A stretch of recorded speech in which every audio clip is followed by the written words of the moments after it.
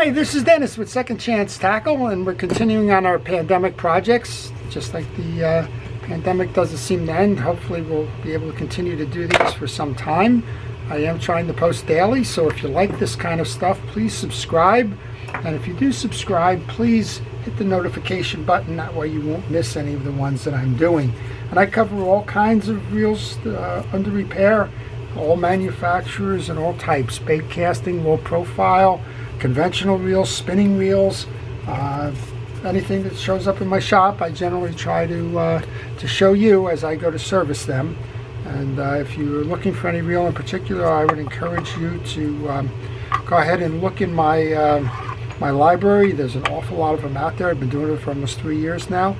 And if you can't find it, by all means ask me about it, and we'll see what we can do. So the whole premise behind Second Chance Tackle is to give reels a second chance. A lot of times folks will have a reel that breaks and they'll just view it as a throwaway, and you know, you won't see it any longer to go out and buy new.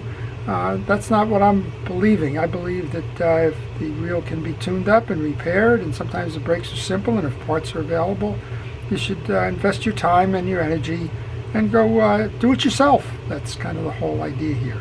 So here's one that came out of my parts basket. I did preview this one earlier. This is a Daiwa j-13. By its looks, I would say late 70s, early 80s. It's a metal case. This reel was made in Korea, and aluminum spool, a lot of dirt, like it's been sitting there for an awful long time. So the first thing I'm going to do then is I'm just going to take a moment, go over to the sink over here. I'm going to use a cleaner. I've showed you the cleaner before. It's Flitz pre-metal cleaner. That was the subject of the one that I showed in the Jigmaster project. And for those wondering about the Jigmaster product, I'm done cleaning all of those reels, and I'm moving on to the side plates. So before I go and clean this up, I do want to thank our first responders, our essential personnel, our law enforcement, all the government and hospital and medical professionals, and everybody who's got a role to play, including teachers, and in this season, retail workers and folks that are providing us meals and everything else. Thank you for your perseverance and your dedication in these really difficult times. We really do appreciate everything that you do. Thank you so much.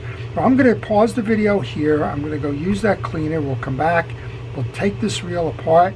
We'll show you how to service it if you have one of them, and in this case, how to take a reel that was destined for a part spin and give it a second chance. Okay, so it's back from a quick wash. It's never going to restore the thing, but it is going to get the dust and the dirt off of it, and you can see that it cleaned up about as good as it's going to get cleaned up.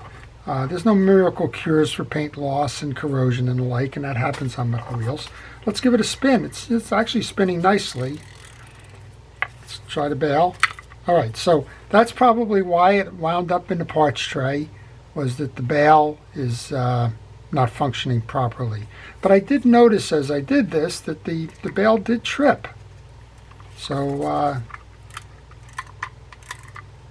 it's probably not the spring, but it's probably a bent bale, and I've showed you this in the past. But the first thing we're going to do is we're going to just hose it down pretty good with penetrating oil and see if that by itself doesn't loosen things up. Work it in, then try and give it another. Nope, it's tripping, but it's not going anywhere. So the next thought then is this bale wire, and you can kind of see by the shape of it, is very bent out of shape. And if you have a lot of tension and torsion on these things, chances are they're not going to perform the way they should. And if they're really bent, then the problem is that there's so much tension on the side plates that the flip can't flip. And I'm kind of feeling that right here, right now. I'm taking the dead end off.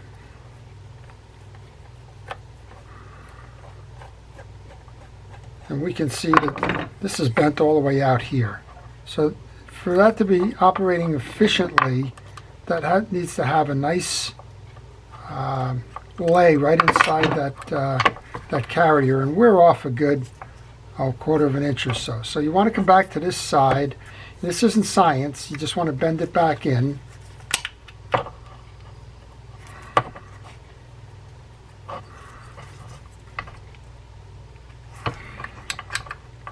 And we're getting closer. And sometimes the best answer for this is just to take it and put it on a side of a bench, and this is going to be off camera. And we're getting a little bit rounder. Okay, so after a series of trial and error, get it so that it's in an arc shape, and when it's laying free like it is here, limited tension on this. And then go ahead and reinstall that screw.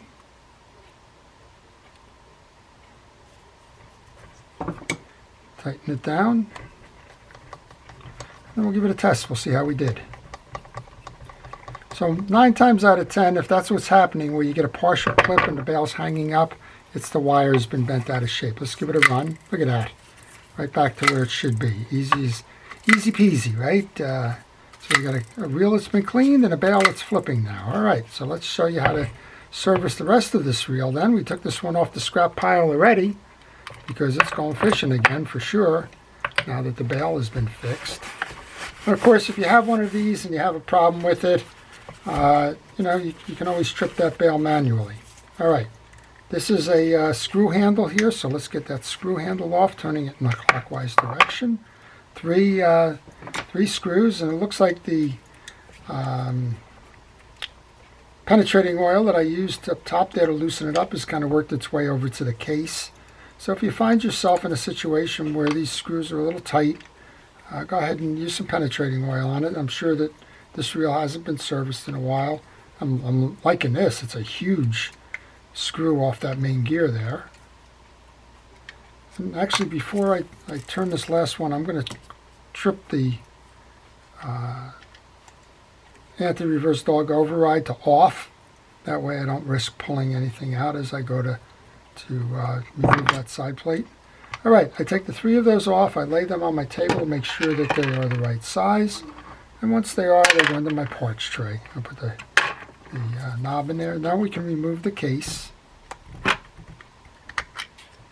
And we can see what we have underneath. Lots of dried grease, right? Dried grease and evidence that this thing hasn't been serviced in a long, long time.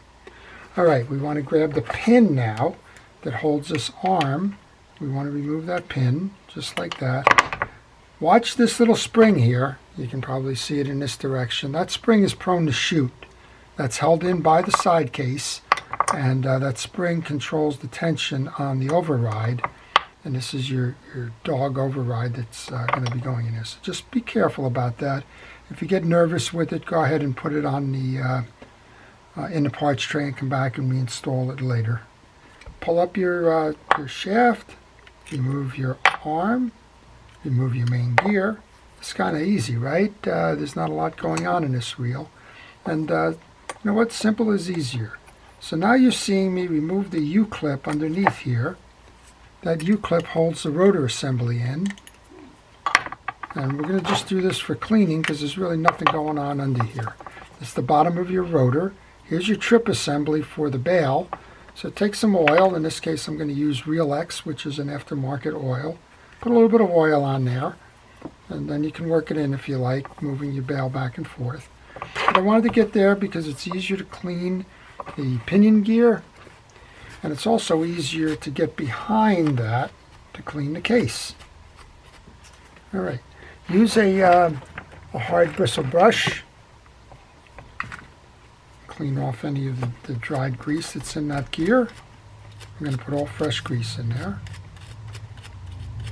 If you put a paper towel down there, it won't get all over your work surface, and it won't be picked up by the next project that you go to work on.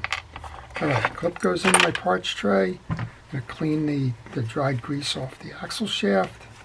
That goes in my parts tray. Same thing here on the cross-lined arm. Now this is not stainless or anything. I can see that there's a lot of tarnish, but otherwise the cross-lined arm is good. And this is the pin. Don't lose the pin, or you won't have a reel to come back to. And then we want to just clean out the cavity that accumulates all the old grease on that main gear there. So these are fun reels. There's not a lot that can go wrong with them. They're 30 and 40 size reels, so they do have a good capacity. They can be used inshore, they can be used in a lake, they can be used off of a pier or off of a boat, and you could fish from surf too. I think the line capacity on this is probably 10, 12, 15 maybe, something like that, or 8, 10, 12. But you're going to have plenty of capacity there. And overall, it's a nice little reel. So just inspecting now. I want to make sure all the teeth are in good condition here. I want to do the same thing with the rotor up top. Make sure all of the teeth are clean. Missed that little section there. Just going to use a pick to pull that out. And if there's no chips, cracks, bends, or otherwise, then we're in good condition with that. Then we're going to take a fishing reel grease. In this case, I'm going to use Penn Precision reel grease. And I'm going to just make sure that we get a good amount of grease on this, because this reel hasn't had grease in a long time. I suspect that the bale stopped functioning. Somebody just took the reel, and instead of tossing it, they put it in a bucket somewhere, and that was that, right? And then along came me to buy a parts lot, and in that parts lot was this reel given up for functioning. So we can bring this one back without buying any new parts or pieces, just with a little bit of knowledge about how to fix that bale.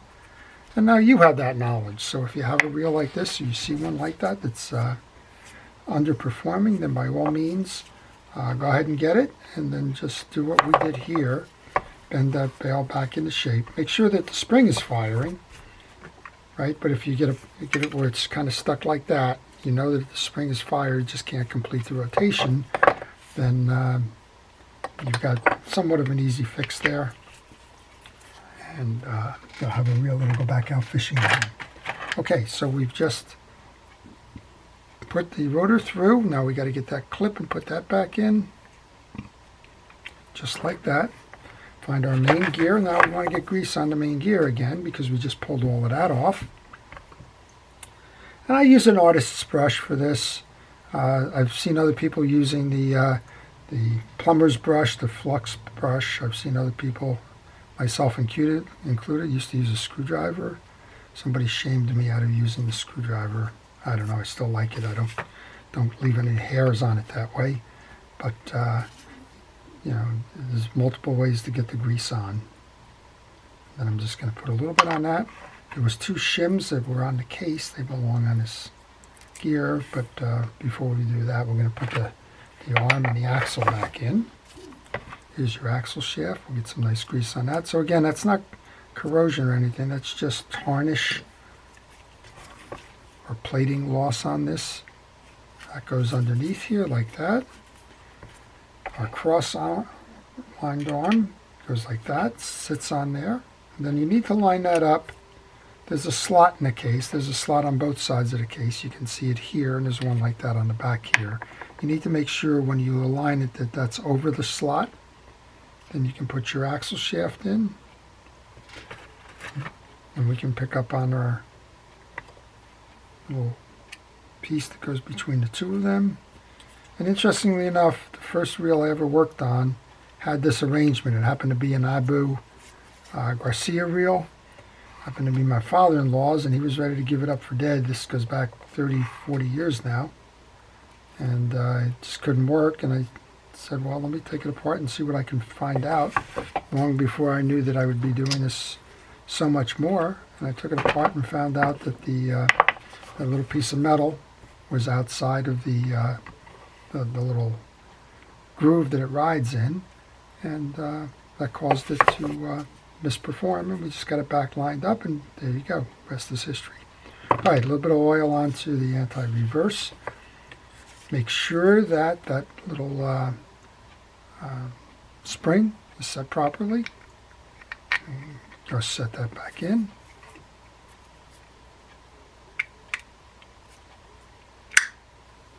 And you might need to move this back and forth to seat that dog properly. But remember, you got that spring there, so just be careful with it. 3 side plate screws go on next. This reel is about as clean as it's going to get. I did use that Fitz metal pre-clean. I don't work for Fitz. I'm not endorsed by Fitz, but I like the product. This is the product that I just used, and you did see that as I did the Jigmaster piece. And this one seems to do pretty good with salt corrosion. So if you're interested, I think that it's only available online, I believe. But look up Fitz in an internet search if you're interested, and go find that. All right, let's grab this, put that handle back on. Now, interestingly enough, when I did all that preview with these reels, the handles were missing a lot. And you know what? You're out of luck if you're, for the most part, if you have that handle. Let's see how we do. Well, it's working nicely. And we got that bail clicking away, so I like the performance of that so far. All right, now let's service the drags. There's a clip that holds the drags in. It's a spring. Please be careful.